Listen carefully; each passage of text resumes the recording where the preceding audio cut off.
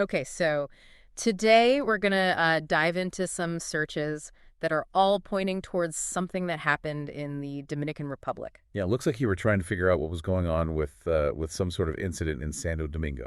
Exactly. And all these searches kind of point to the same thing. Looks like there was a roof collapse at a nightclub. Yeah, when we see roof collapse and nightclub collapse together, that pretty much tells us we're dealing with some kind of structural issue. And the searches get even more specific than that. We see the name Jet Set Club popping up a lot.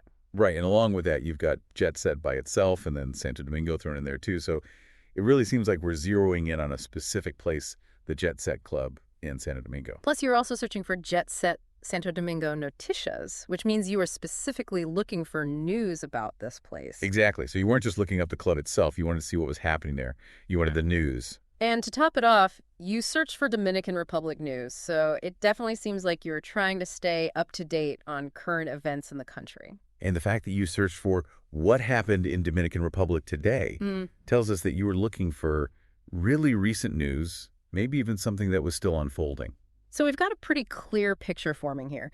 You were really interested in finding out about something that happened at this nightclub called Jet Set Club in Santo Domingo. Right, and we know it was something to do with a roof collapse because you search for all kinds of variations of those terms. Dominican roof collapse, Santo Domingo roof collapse, nightclub rooftop collapse, you name it. It's like you were trying to cover all your bases, making sure you didn't miss any information about this event. Now here's where things get even more interesting. You also search for some specific names alongside all of these terms like Ruby Perez, Octavio Dotel, Tony Blanco.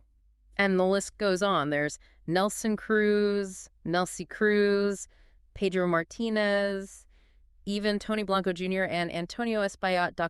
Exactly. And it's not just about the roof collapse itself. Yeah. You're also interested in specific individuals who might be connected to it in some way.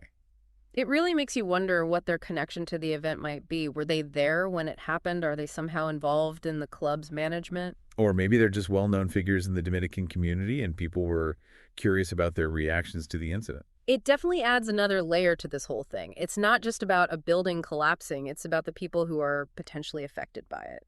Now, there is one search that stands out a little bit. NL East standings doesn't really seem to fit with the rest of the Dominican Republic searches. That's true. You were probably just keeping up with your favorite baseball team. Nothing too mysterious there. It just goes to show that you're a well-rounded person with a variety of interests. Okay, so to recap, it looks like we're dealing with a recent roof collapse at the Jet Set Club in Santo Domingo, Dominican Republic. And this event generated enough buzz to make you want to dig deeper and find out all the details? The fact that you searched for specific names alongside the event suggests that there might be some pretty compelling human stories tied to it.